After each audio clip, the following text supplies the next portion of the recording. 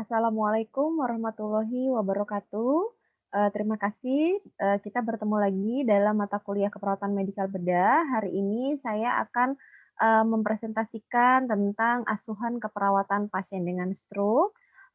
Untuk pasien dengan, asuhan keperawatan pasien stroke ini, kita sering menjumpai di, lingkungan sekitar kita sehingga perlu Anda ketahui bagaimana penanganan, pada pasien baik di pre-hospital maupun yang terjadi di hospital.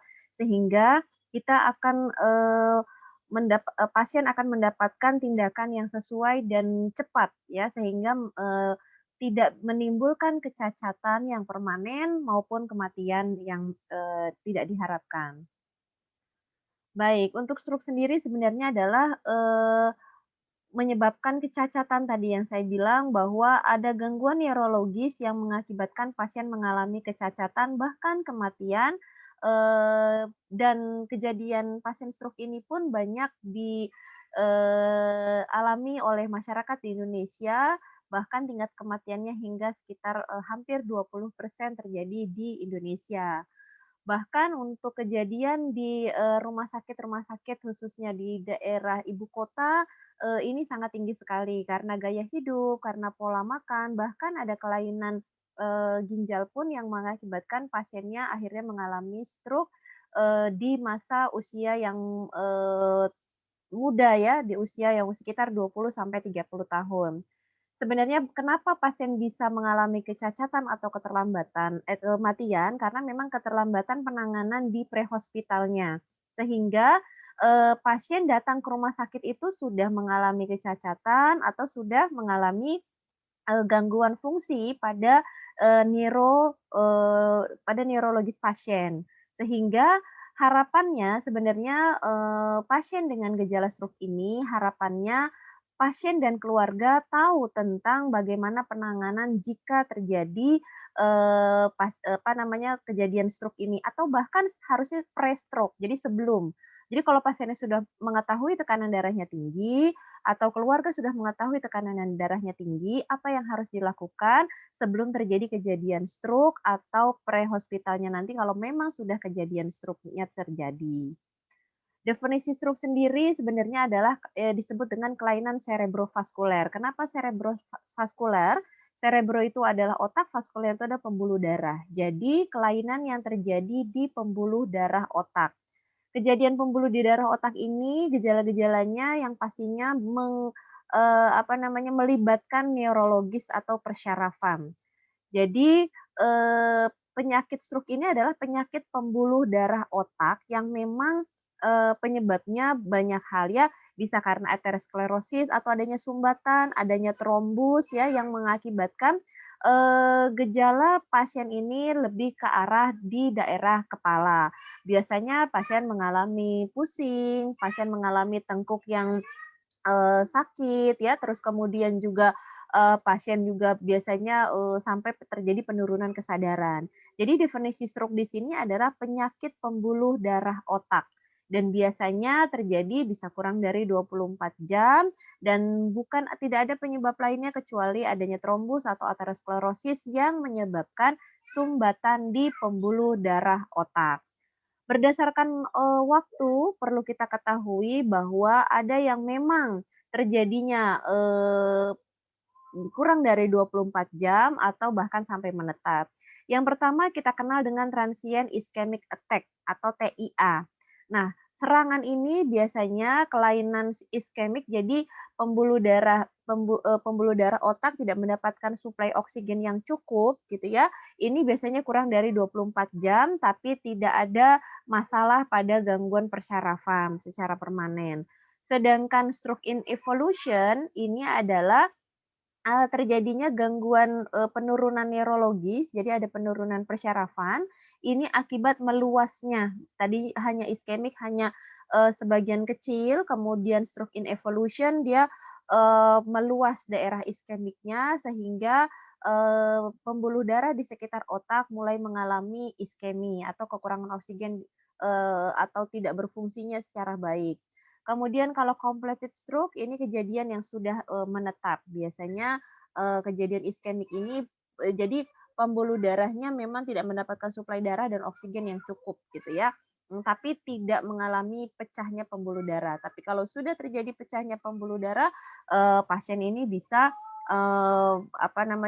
disebut dengan stroke hemoragik. Kalau stroke iskemi, nah stroke iskemi ini tidak terjadi pecahnya pembuluh darah, dia hanya mengalami kekurangan oksigen dan darah di dalam pembuluh darah di otak sehingga mengakibatkan pembuluh darah di otak mengalami tidak mendapatkan suplai darah maupun oksigen yang disebut dengan stroke iskemi atau kita sering sebut stroke non hemoragik gitu ya. Oke. Nah, ini yang kalau kalau, iskemi dia hanya sebatas, sumbatan, adanya trombus atau sumbatan. Tidak dapat suplai oksigen atau darah yang mungkin mengental di daerah, pembuluh darah otak. Tapi kalau, stroke non hemoragik, dia biasanya sudah terjadi ruptur atau pecah. Kalau iskemi dia hanya ada blok gitu ya seperti ini, dia, ada plak, ada lemak, ada lipid, ada arteriosklerosis gitu ya. Jadi, adanya sumbatan di pembuluh darah otak.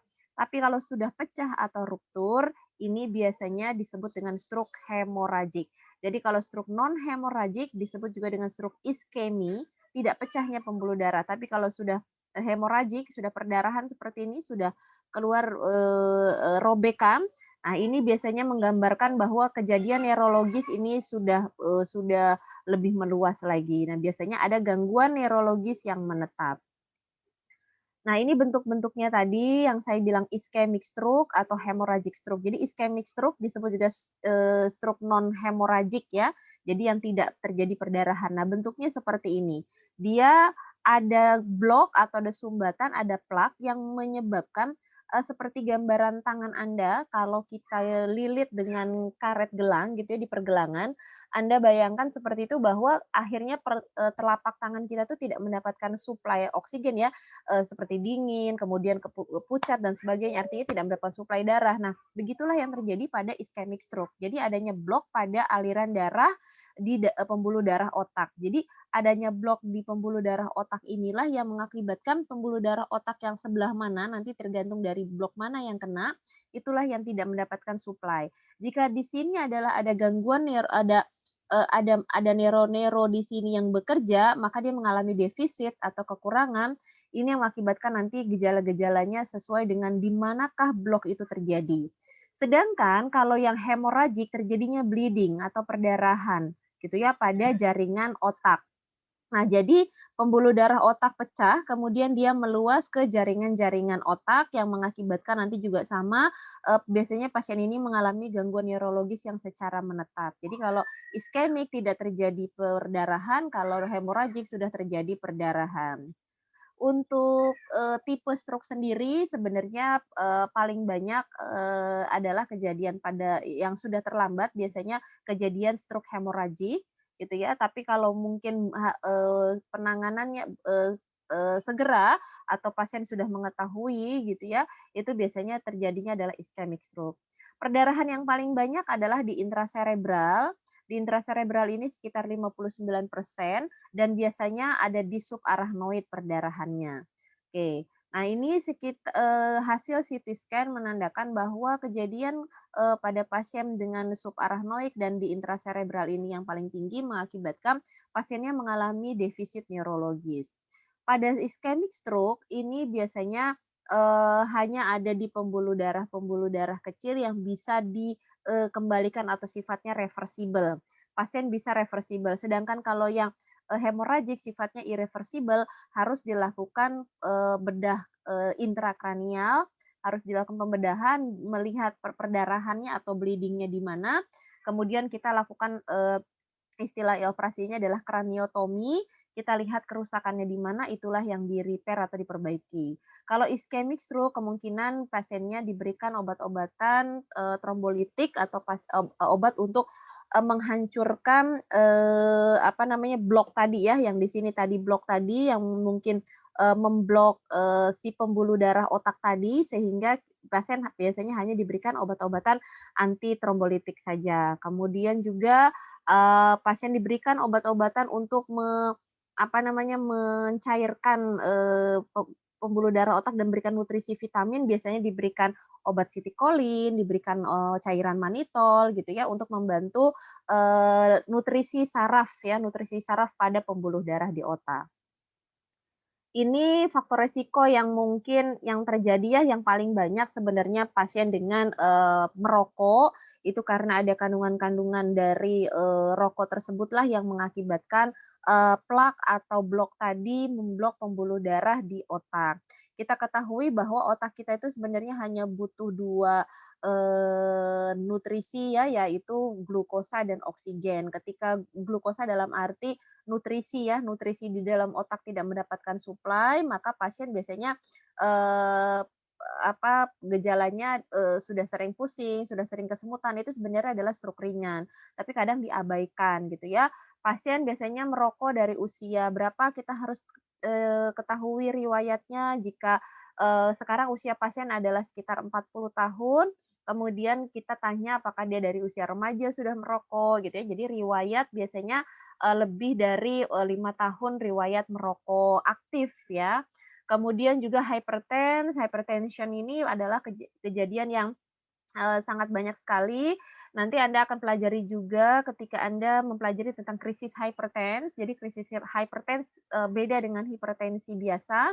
Kalau hipertensi biasa mungkin masih di, 150/90 begitu ya.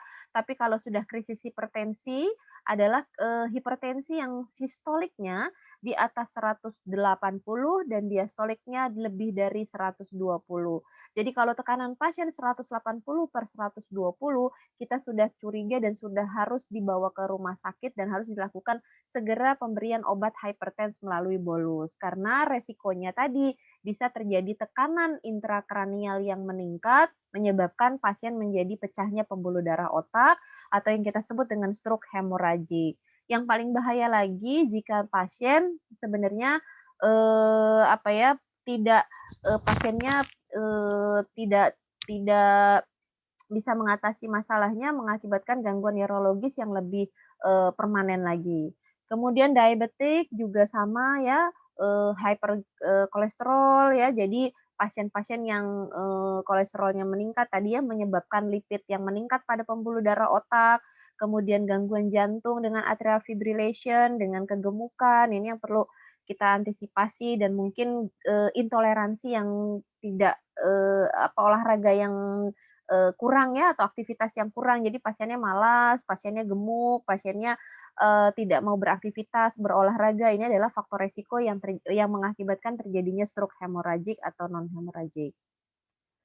Patofisiologi stroke pada beberapa jam pertama ini sangat, menentukan bahwa pasiennya ini,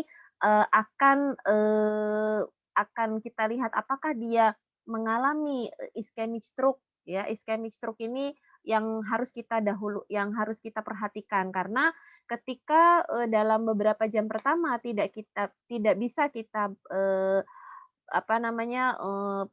pertahankan, maka kejadiannya akan lebih permanen.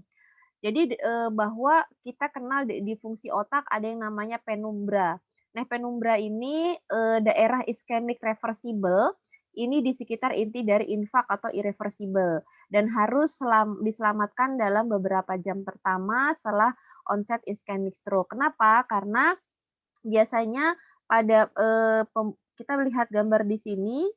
Nah, di sini, penumbra di sini, nah ini ada pembuluh pembuluh darah otak yang jika terblok di sini, adanya sumbatan di pembuluh darah, besar di otak, ada sumbatan di sini, maka pasiennya, bisa resikonya lebih lebih lebih tinggi ya, lebih lebih panjang lagi. Karena ketika penumbra ini rusak, maka akibatnya nanti jadi pasien dengan stroke kemudian dia demam, kemungkinan penumbranya sudah bermasalah. Sehingga ketika hasil CT scan-nya perlu kita lihat bahwa apakah ada kelainan pada, pembuluh darah otak di sekitar, intracerebral atau tidak. Karena resikonya nanti jika penumbra ini bermasalah, maka nanti jadi irreversible atau terjadinya infak atau tidak bisa dikembalikan lagi atau tidak bisa di-repair. Jadi harus dilakukan, pembedahan. Sehingga ini yang perlu kita selamatkan pada beberapa jam pertama gitu ya setelah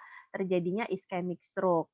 Nah ini tadi pasiennya tiba-tiba terjadinya, eee pembuluh darah yang gula darah yang meningkat, kemudian pasiennya juga demam, pasiennya juga mengalami kejang. Ini biasanya, eee, menga me apa, menandakan bahwa terjadinya penumbra yang meluas. Menurut, pelayanan kesehatan di rumah sakit bahwa, kejadian stroke ini karena tadi disebutkan adanya keterlambatan, maka, biasanya pre-hospital itulah yang perlu kita, bantu keluarga dan pasien untuk memeriksa keadaan pasien jika sudah terjadi, tekanan darah yang lebih dari 150/90, kemudian pasiennya sudah merasakan pusing, kemudian biasanya, pasien kesemutan atau mengalami baal, hemiparise gitu ya.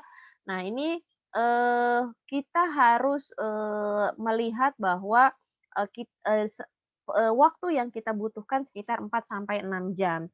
Jika pasien, lebih dari itu kemungkinan sudah infak yang meluas atau kematian pembuluh darah tadi yang cukup meluas. Penumbra, tidak bisa ditunda, penumbra ini mengakibatkan nanti pasiennya menjadi demam dan kejang karena sudah meluasnya infaknya tadi, sehingga reperfusi harus kita lakukan, 4 sampai 6 jam. Nah, ini iskemik penumbra tadi bahwa, kalau, cairan ya, aliran di daerah, pembuluh darah otak atau serebral tadi, ini harus kita lihat. Jadi kalau misalnya, eee ada istilahnya therapeutic window namanya ya. Jadi kalau misalnya kita lihat dari, cerebral, brain-nya ini kalau misalnya, dia lebih dari 8 sampai 18 kemungkinan pasiennya mengalami disfungsi pada neuro. Tapi kalau sudah kurang dari 8 ini biasanya, kematiannya, sudah lebih meluas atau pasiennya sudah permanen. Sehingga perlu kita hitung aliran darah dari cerebral tadi dengan, waktu yang terjadi. Kalau misalnya waktunya lebih dari 3 jam, kemungkinan ini sudah terjadi kematian, neuro yang meluas. Ini sebenarnya, bagaimana terjadinya, iskemi tadi ya, bahwa, yang kita butuhkan di otak itu sebenarnya hanya glukosa dan oksigen. Ketika, oksigen dan glukosa tadi mengalami penurunan gitu ya, terjadi mengalami penurunan, maka, ya pasti suplai darah, pembuluh darah pasti ya bermasalah gitu ya. Dan biasanya Eee, karena tadi, si pembuluh darah otak itu adalah isinya juga berkaitan dengan neuro, maka kegagalan dari aktivitas neurologi akan bermasalah pada pembuluh darah otak, yang mengakibatkan juga biasanya adanya, kelainan pada elektrolit ya, pada, beberapa kasus-kasus iskemi yang, ringan, biasanya pasien, ada mengalami pusing ya, kemudian sampai pasiennya mengalami, eee hemiparise dan, gangguan neurologik lainnya. Nah ini, kalau pasiennya, oksigen dan glukosa tidak dapat suplai yang banyak, maka kemungkinan, akan mengalami gangguan, elektrolit, gangguan, pada sel-sel di pembuluh darah itu akan mengalami masalah yang lebih, akut lagi dan biasanya pasiennya akan mengalami, penurunan pada, fungsi otak, yang lebih meluas. Nah, ini gejala stroke-nya, jadi kalau ada pasien yang mengeluh kelemahan, kesemutan, kemudian, khususnya jadi pada wajah tuh baal atau mungkin dia merasa seperti kesemutan, tangan, kaki, dan mungkin, biasanya sisi gitu ya, sebelah kanan atau sebelah kiri, kemudian atau pasiennya mengalami disorientasi, kemudian, gangguan penglihatan, atau mungkin tiba-tiba, susah untuk berjalan, kemudian sakit kepala hebat. Jadi tidak ada gejala lainnya, kemudian pasiennya biasanya, tiba-tiba mengalami sakit kepala.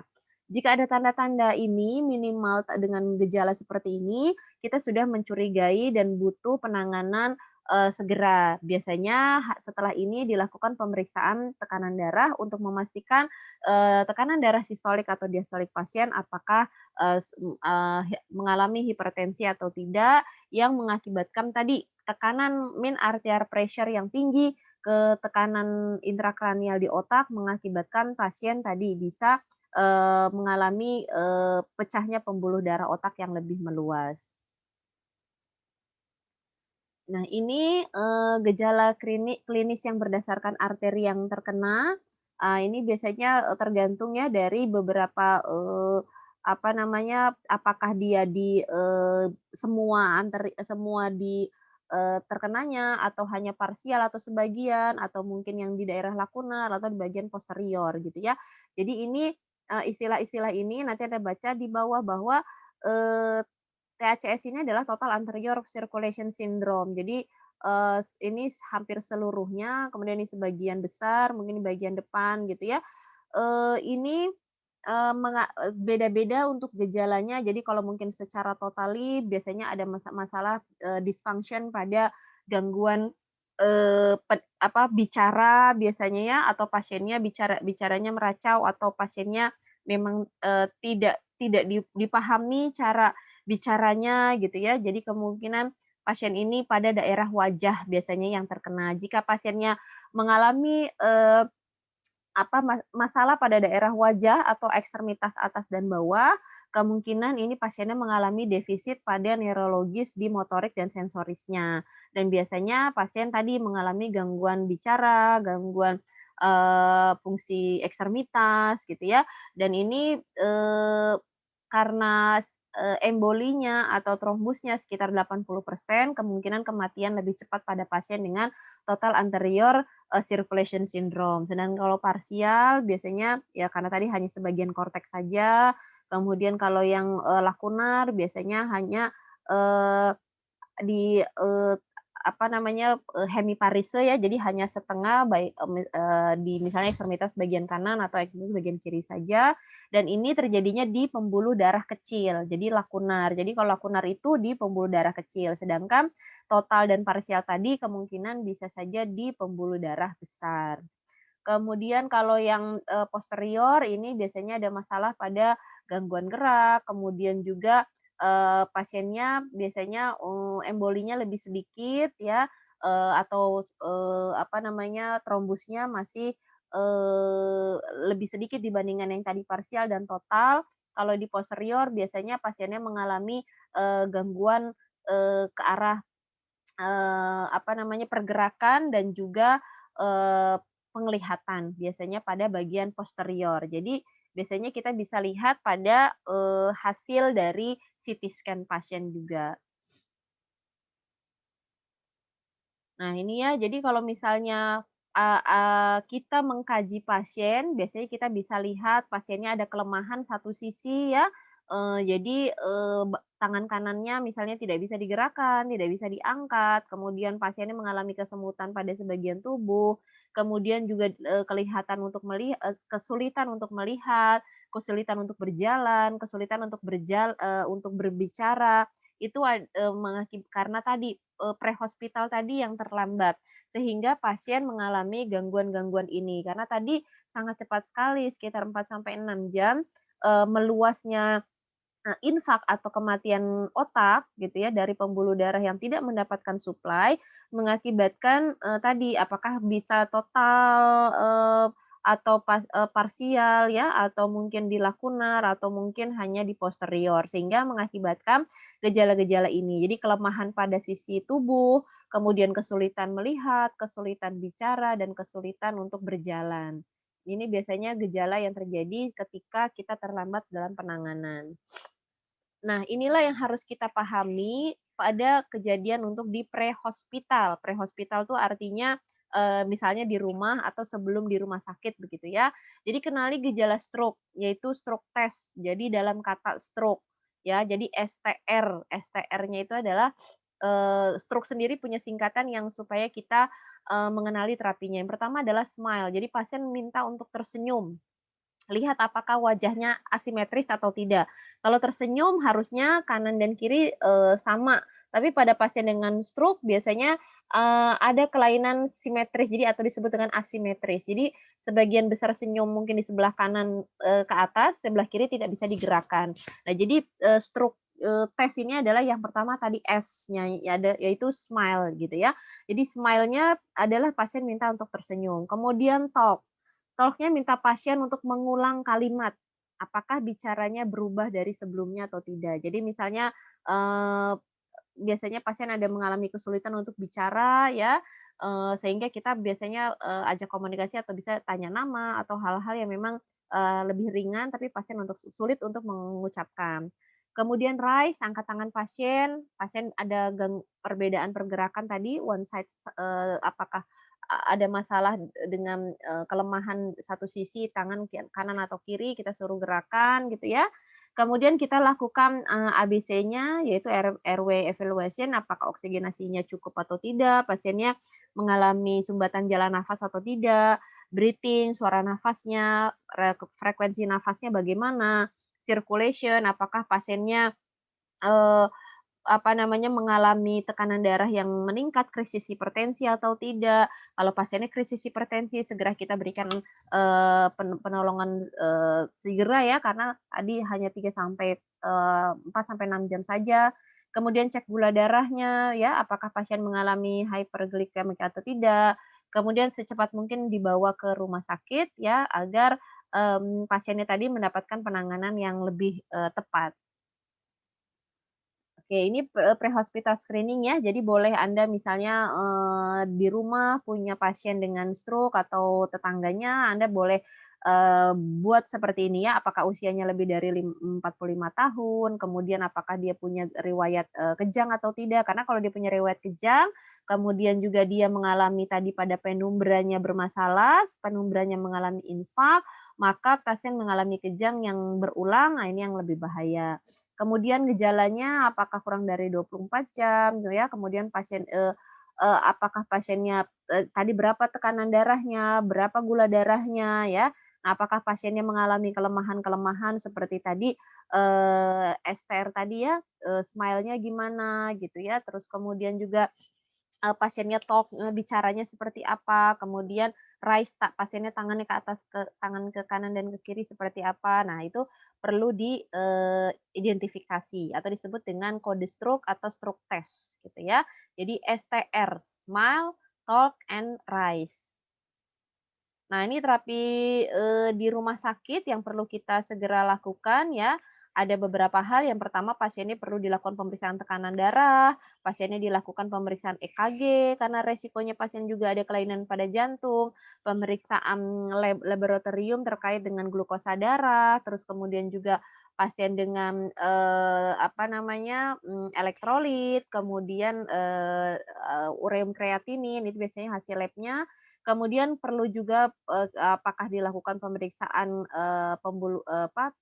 USG untuk karotik ya, jadi, ke pembuluh darah besar pada aorta ya, apakah perlu dilakukan pemeriksaan. Yang paling penting adalah hasil CT scan, karena akan menunjukkan di mana atau seberapa luasnya kejadian stroke ini. Apakah sudah hanya iskemik saja, apakah total, apakah parsial, apakah, lunikar, apakah hanya di posterior. Jadi kalau misalnya, dia tadi hanya, iskemik saja, masih bisa di-repair, tapi kalau sudah, adanya pecahnya pembuluh darah, misalnya di subarachnoid atau di intracerebral, maka perlu dilakukan, kraniotomi atau bedah otak.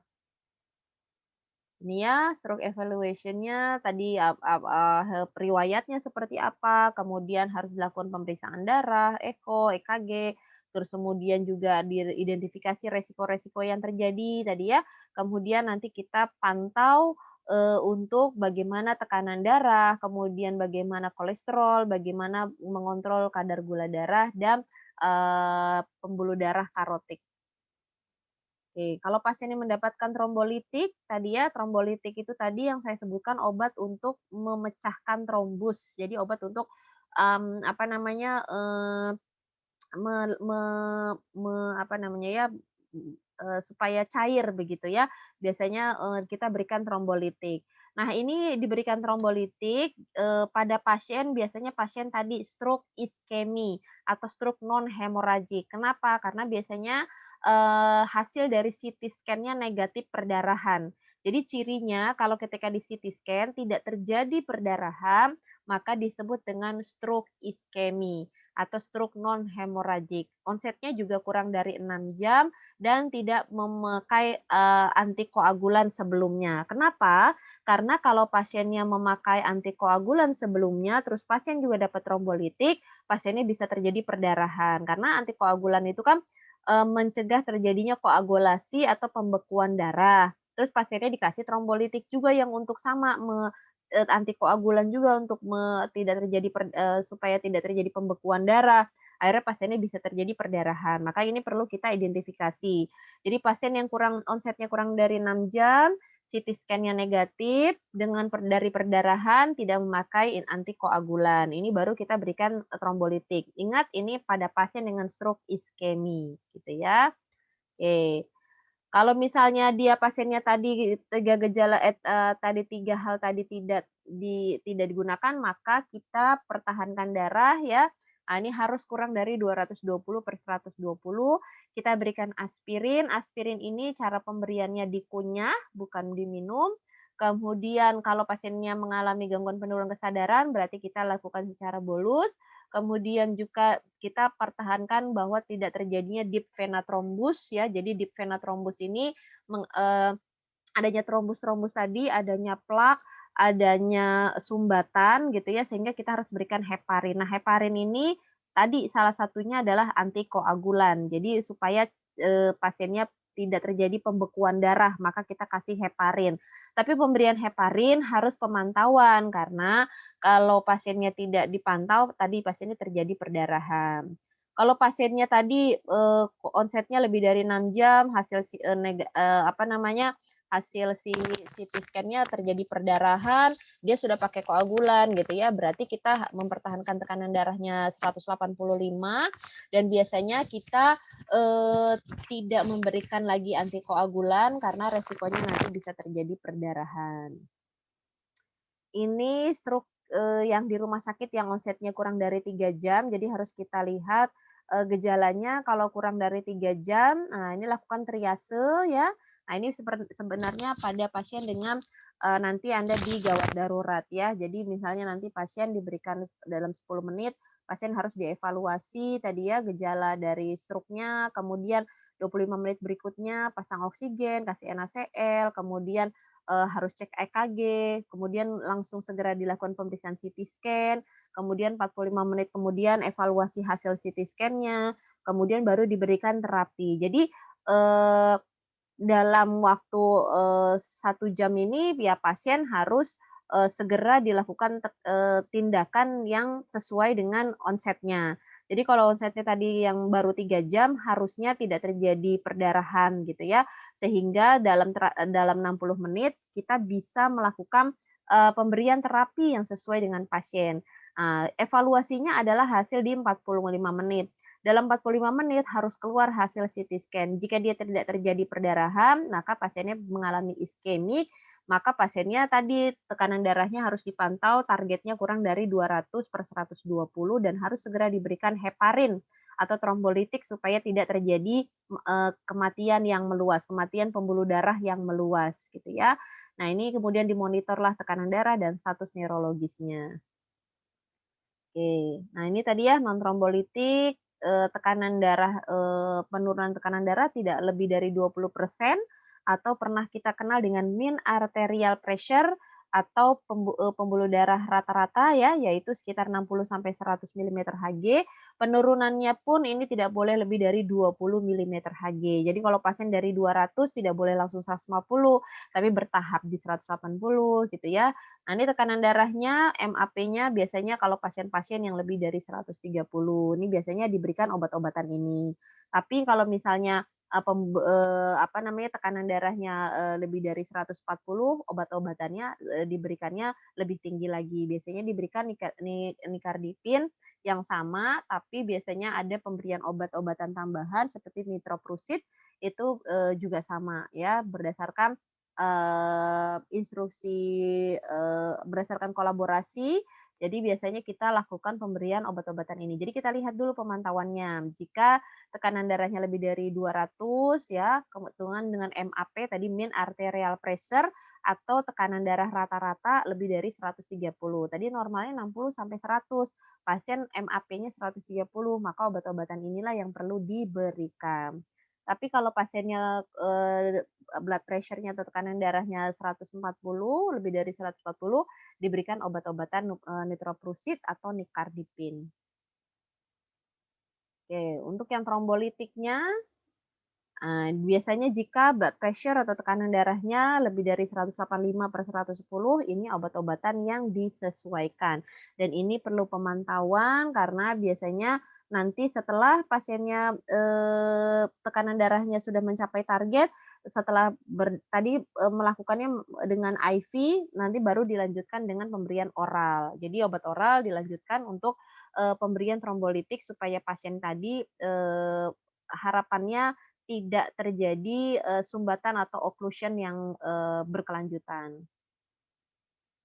Oke, ini mungkin, yang tadi saya sebut dengan hipertensi emergensi atau krisis hipertensi, ini yang biasa terjadi, pada pasien dengan, pembuluh, darah, pasien dengan yang hipertensinya lebih dari, 200/120 gitu ya. Nah ini, pasien, dengan, maaf, pasien dengan, penurunan tekanan darah dengan hipertensi emergensi ini harus hati-hati karena biasanya tadi merusak daerah penumbra tadi, resikonya pasien demam, pasiennya kejang, bahkan dengan, adanya kerusakan, hiperglikemi tadi, dengan hiperglikemi yang mendadak. Jadi kalau Anda merawat pasien dengan stroke hemoragik atau non hemoragik, kita bisa lihat khususnya pasien dengan stroke non hemoragik ya atau stroke iskemi. Penumbranya yang kita selamatkan. Jangan pasien ketika kita rawat stroke dengan non hemoragik atau iskemi, pasien mengalami kejang, kemudian demam, kemudian hiperglikemi yang mendadak, menandakan bahwa daerah penumbra sudah mengalami kerusakan. Nah, indikasinya sebenarnya, tujuannya, pasien targetnya di angka 180 gitu ya, karena kalau hipertensi, krisis hipertensi itu lebih dari 180/120, itu bisa terjadi kerusakan organ target. Jadi pasiennya bisa mengalami kerusakan organ target yang meluas. Nah ini fibronilitik juga sama seperti yang tadi, bahwa kriterianya usianya 18 tahun atau lebih, kemudian juga ada masalah pada stroke iskemik, dan onsetnya kurang dari 3 jam, tadi sudah dijelaskan. Nah, ini kriteria eksklusinya. Jadi kalau pasiennya, ada perdarahan pada intrakranial ini tidak dianjurkan, kemudian bisa terjadi perdarahan, aktif lagi. Jadi kita pahami bahwa tadi, terapi fibrin ini, fibrinolitik atau pasien dengan pemberian, trombolitik adalah pasien-pasien yang memang adanya sumbatan, adanya trombus, supaya melancarkan, supaya tidak terjadi sumbatan, supaya tidak terjadi occlusion, supaya tidak terjadi koagulasi, gitu. Jadi pembekuan darah kita berikan obat-obatan trombolitik atau penghancur begitu ya. Tapi kalau pasiennya sudah hasil CT scan-nya mengatakan perdarahan, ya kita jangan berikan lagi, nanti bisa terjadi perdarahan. Gejalanya stroke ringan, kemudian juga, ini curiga adanya perdarahan di subarachnoid gitu ya, kemudian adanya, perdarahan, adanya pasien juga dapat heparin. Nah ini jadi tidak boleh dilakukan, pemberian fibrinolitik gitu ya, karena biasanya nanti bisa mengakibatkan peningkatannya, prothrombin time atau, bekuan darah atau terjadinya perdarahan. Iya, nah ini bahwa kriteria eksklusinya juga pasiennya artinya kriteria eksklusi itu di luar, yang memang tadi ya seharusnya, jadi pasiennya sebelumnya belum pernah operasi intrakranial harusnya ya, kemudian pasiennya juga tidak melakukan operasi lah, operasi besar seperti lumbal fungsi. Kemudian tekanan darah juga lebih dari 185 ini tidak dianjurkan ya, kemudian tekanan darah ini kalau pada pasien dengan krisis hipertensi diperiksa di seluruh pembuluh darah ekstremitas, tangan kanan, tangan kiri, bahkan juga kaki, sebenarnya kanan dan kiri, tapi yang paling paling tinggi adalah, hasil yang akurat di tangan kanan dan tangan kiri, itu dipantau secara terus-menerus untuk memastikan bahwa tekanan darah sistoliknya tidak lebih dari 185, diastoliknya juga tidak lebih dari 120. Ini apa yang harus diperhatikan ya, ini pada pasien ini biasanya pasien dengan disfagia, jadi kesulitan untuk menelan, Anda kemarin juga sudah kita bahas tentang nero, tentang syaraf bahwa ada mengalami gangguan nero pada bagian, glosopharyngeal dan nervus vagus untuk menelan, bahwa pasien ini biasanya bermasalah pada kelumpuhan di orofaring. Oro mulut, faring adalah faring. Jadi gangguan mulut dan faring, gangguan mulut dan tenggorokan sehingga pasiennya mengalami disebut dengan neurogenic dysphagia. Dysphagia itu kesulitan menelan. Jadi pasiennya biasanya sulit untuk menelan makanan yang sifatnya padat, bahkan cair sekalipun. Jadi resiko pada pasien ini adalah resiko aspirasi, sehingga pasien ini tidak boleh diberikan makanan melalui mulut atau obat-obatan melalui mulut atau oral, sehingga biasanya pasien dilakukan pemberian melalui nasogastrik tube gitu ya. Kemudian juga karena pasiennya tadi gangguan fungsi menelan biasanya, pada pasien ini ada masalah gangguan, nutrisi yang sifatnya, harus ditingkatkan pada nutrisi yang lebih, cocok seperti, makan makanan yang cair melalui nasogastric tube. Kemudian juga jaga saturasi supaya tidak turun, ini, untuk, eee, pada fungsi karena resikonya kalau kalau pasiennya aspirasi tersedak harusnya masuk ke pencernaan, dia masuk ke, pernafasan gitu ya, sehingga mengakibatkan gangguan oksigen pula pada, pasien. Jadi perhatikan fungsi paru yang terjadi yang pertama aspirasi, disfagia, dan oksigen. Sehingga pada pasien ini untuk, asuhan keperawatan, diagnosis keperawatan yang muncul resiko aspirasi, kerusakan menelan, dan biasanya ada pola nafas tidak efektif. Nah, ini kontrol gula darah, ini pasien, harus dikontrol HbA1c-nya. Ini, setelah, pasiennya, targetnya adalah sekitar kurang dari 150, harus, dipantau ulang, yaitu pemeriksaan HbA1c-nya untuk melihat apakah pasien boleh, harus dirawat inap atau rawat jalan. Karena kalau pasiennya, rawat inap itu targetnya adalah gula darahnya kurang dari 150 dengan HbA1c-nya, harus kurang dari 7 gitu ya, baru pasiennya boleh rawat jalan. Hiperkolesterol pasti ya pasiennya harus, perhatikan low density lipoproteinnya, ini harus, kita perhatikan bahwa biasanya pasien lebih dari 100, biasanya kita kasih obat-obatan yang khusus untuk, eee, menurunkan kadar kolesterol. Jadi gunakan dosis tinggi biasanya untuk menurunkan resiko stroke ya. Obat-obatan di sini mulai dari atorvastatin atau pravastatin atau simvastatin. Paling banyak sebenarnya yang, direkomendasikan adalah simvastatin ya. Nah, simvastatin ini sekitar 40 sampai 80 miligram, tapi, harus dalam pemantauan juga ya, karena biasanya nanti kalau pasiennya targetnya, harus, kurang atau, kurang dari sama dengan 100 lah ya gitu, biasanya targetnya seperti itu. Kalau dalam, 2 hari pasien tidak ada perkembangan, tidak, kolesterolnya meningkat, secara signifikan, maka biasanya, kita, tambahkan dosisnya. Tapi kalau LDL-nya kurang dari 100, si, statinnya dosisnya lebih rendah lagi. Biasanya nanti dikurangi sekitar 10 sampai 40 miligram. Nah, untuk tujuannya, pasiennya tidak dilakukan rawat inap jika memang sudah hasil LDL-nya atau low density lipoproteinnya kurang dari 70. Nah, ini pasiennya boleh menggunakan simvastatin, oral biasanya ya. Nah, ini pasiennya kalau memang, yang paling penting adalah sebenarnya perawatan pasien tidak boleh konstipasi.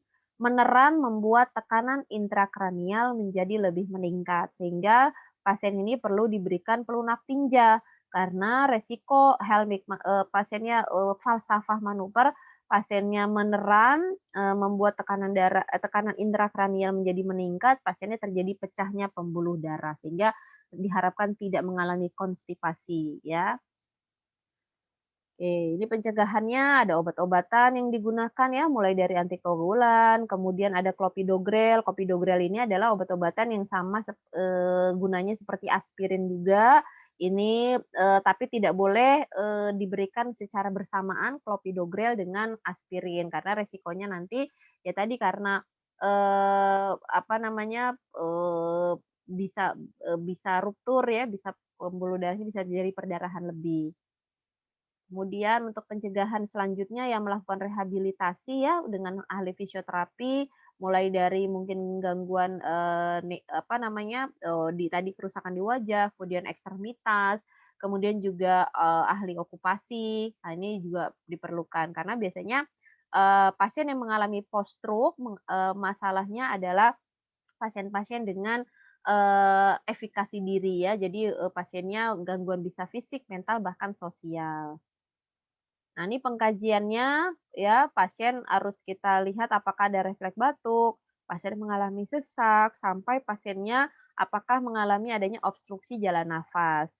Kemudian kaji kasus yang memang pasien-pasiennya mengalami nervus kranial 5, 9, 10 ya untuk apakah pasiennya mengalami gangguan kemampuan menelan atau tidak. Kemudian apakah pasien juga mengalami gangguan nervus 7 ya, apakah ada gangguan refleks menelan atau pergerakan lidah, menandakan bahwa biasanya pasien mengalami, masalah pada total, apa namanya, tadi ya mengalami, kerusakannya totalis pada, serebral. Sehingga menandakan pasien ini, tadi apakah mengalami gangguan nervus 2/3 dari, wajah, kemudian dan ekstremitas. Yang paling kita pantau adalah tadi kaji kemampuan menelan, karena tadi bisa resiko aspirasi, bisa gangguan tadi kerusakan menelan, bisa disfagia ya tadi atau kerusakan menelan, dan juga resikonya adalah oksigenasi. Sehingga perlu kita pantau nervus 5, nervus 9, nervus 10, nervus 7, nervus 9 nervus, 12 ya, sebagai pasien apakah pasiennya mengalami gangguan kerusakan, 2/3 dari wajah atau tidak. Tadi kerusakannya ada di daerah mana. Nah, pada beberapa pasien juga kita kaji, apakah pasiennya berkemihnya seperti apa, defekasi ya, tadi buang air besarnya mengalami konstipasi atau tidak. Karena kalau ada pasiennya konstipasi, tadi, resiko dari, falsafah manuver atau menerannya, mengakibatkan menjadi tekanan intrakranial menjadi meningkat. Nah, ini biasanya juga pasien tadi mengalami kesulitan activity ya, terus kemudian juga adanya, apa namanya, kesulitan untuk aktivitas karena, gangguan pada sisi tubuh. Ini kita lihat, biasanya pada hasil CT scan-nya adanya lesi hemisfer kanan. Jika pasien mengalami lesi hemisfer kanan, ini biasanya ditandai adanya paralisis atau kelumpuhan pada sisi kiri tubuh. Jadi pada bagian sisi, kiri tubuh itu, kerusakannya lesi hemisfer kanan. Makanya kalau kata orang awam, kalau kerusakannya sebelah kanan, biasanya, lumpuhnya sebelah kiri. Kalau rusaknya di otak kiri, lumpuhnya sebelah kanan. Itu, menurut orang awam. Ya memang berdasarkan hasil, penelitian bahwa kerusakan yang terjadi pada otak di lesi hemisfer kanan itu ditandai dengan paralisis atau kelumpuhan pada sisi kiri tubuh, penglihatan kiri, gangguan persepsi, distraction-nya, impulsifnya, kurang kesadaran dan sebagainya. Sedangkan kalau yang lesi hemisfer kiri, adanya, kematian pada sebelah kanan, kemudian defek pada kanan, pasiennya gangguan bicara, kemudian juga kemampuan untuk intelektual dan biasanya perilakunya lebih lambat. Ini yang membedakan. Jadi, kalau nanti Anda menemukan pasien gangguannya yang di sebelah kanan, berarti ada gangguan di otak sebelah kiri atau hemisfernya sebelah kiri. Sebaliknya juga begitu. Biasanya kalau yang kiri, eee, lebih banyak ditemukan pada pasien-pasien lansia ya, biasanya pasien ada juga mengalami gangguan afasia, pasiennya pelo biasanya ya, itu yang, identik. Nah, bagaimana sebenarnya diagnosis yang ditemukan? Ini sebenarnya saya masih pakai Nanda, masih pakai Nanda Niknop, nanti Anda boleh sesuaikan dengan SDKI dan SIKI, kurang lebih, sama lah ya, bahwa pasien di sini, apa ya, pada pasien dengan stroke bukan hanya gangguan neurologis, yang paling kita perhatikan sebenarnya ada gangguan juga mental dan sosial. Karena efikasi diri pasien pada pasien dengan stroke ini perlu kita perhatikan karena post stroke inilah yang mengakibatkan kecacatan sampai kematian. Jadi diagnosis yang ada di sini mulai dari gangguan body image itu harus kita perhatikan ya, terlebih diagnosis-diagnosis yang lain ini sudah pasti ya, misalnya resiko perfusi jaringan serebral, resiko, kerusakan menelan, itu kan tadi sudah pasti. Tapi yang perlu kita perhatikan adalah seperti gangguan body image, pasien mengalami ansietas, kemudian, defisit perawatan diri terkait dengan pasiennya kesulitan untuk makan, berpakaian, toileting, dan sebagainya gitu ya.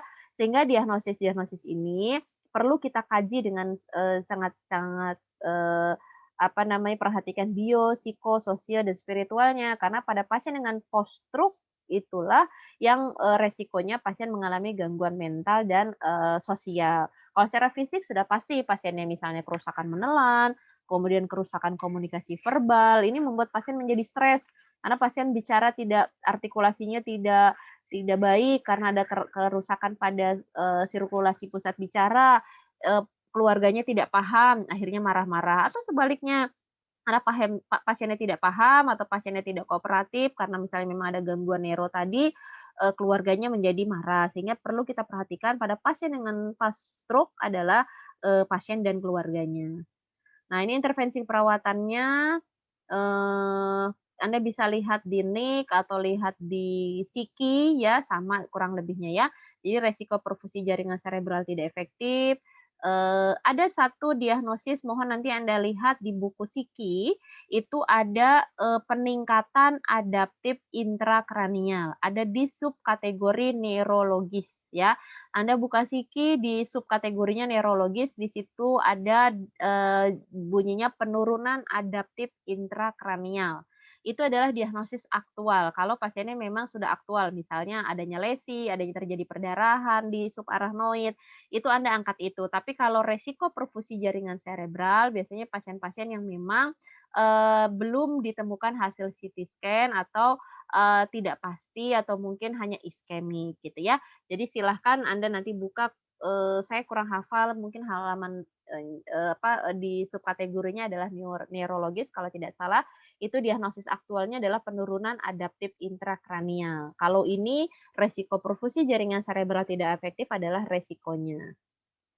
Oke, ini monitor neurologis, ini sama ya, nanti kurang lebihnya di, SIKI juga sama, eee ada di buku SIKI untuk, pasien-pasien dengan, apa, kalau Anda angkatnya peningkatan eee kerusakan penurunan adaptif intrakranial, maka biasanya nanti ada untuk kapasitas adaptif intrakranial seperti apa intervensinya. Kerusakan mobilitas fisik, ini biasanya ya tadi pada pasien-pasien yang RISE, pasiennya tidak bisa mengangkat tangan, hemiparesis atau paralisis ya, pada ekstremitas, atas maupun bawah.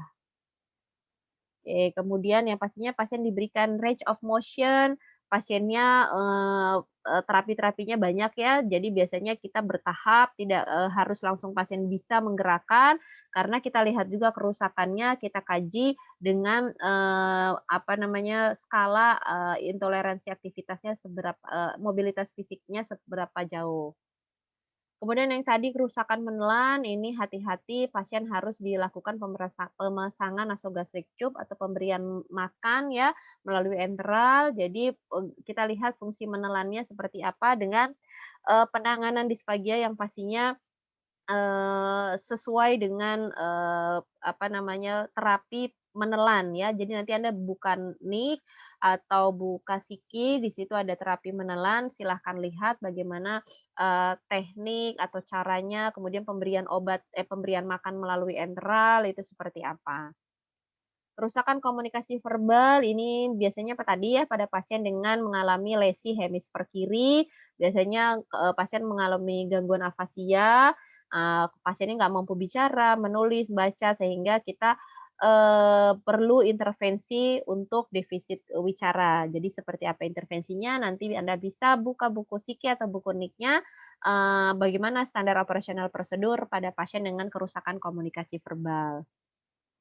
konstipasi tadi ya yang saya, anjurkan bahwa pasien, mengalami, falsafah manuver yang tinggi menyebabkan pasiennya mengalami, eee apa namanya, peningkatan tekanan intrakranial sehingga Anda harus berikan penata laksanaan defikasi dengan bisa dengan diet, dengan, pencahar atau pelunak tinja dan sebagainya sehingga pasien ini, tidak mengalami konstipasi. Ini tindakan perawat yang sangat dianjurkan, untuk diajarkan ke pasien bagaimana diet yang baik pada pasien dengan, stroke dengan konstipasi. Nah, pencegahan stroke berulangnya harus terapi antihipertensi. Terapi antihipertensi ini wajib hukumnya diminum oleh pasien. Ini walaupun seumur hidup pasien mungkin ya, tapi tidak artinya aman untuk pasien. Jadi, pasien perlu, patuh mengkonsumsi ini. Tujuannya bukan untuk menurunkan, tapi untuk mempertahankan, maintenance supaya tekanan darahnya stabil. Kita tidak menganjurkan untuk jadi 120/80, bukan itu, tapi maintenance bagaimana tekanan darah sistoliknya minimal kurang dari 140 dan diastoliknya kurang dari 90. Kemudian perbaiki gaya hidup, kemudian diabetiknya ya, jadi kalau misalnya berat badannya overweight, kita, harus segera berikan obat-obatan yang, sesuai gitu ya. Terus kemudian tadi dislipidemia, pasien harus diberikan obat simvastatin, simvastatinnya sekitar 40 sampai 60 miligram, itu juga bertahap, kalau sudah turun kurang dari 100 kita berikan dosis yang lebih rendah. Obat-obatan metformin pada pasien dengan diabetes ini juga perlu diantisipasi, kalau pasiennya dapat metformin terus tiba-tiba pasiennya mau melakukan, pasiennya misal terjadi stroke hemoragik, terjadi perdarahan, mau dilakukan operasi pembuluh darah otak, pasien harus dihentikan pemberian minum metformin. Karena metformin ini salah satunya juga untuk mengencerkan darah gitu ya, sehingga metformin ini harus dihentikan. Itu yang perlu Anda ketahui ya.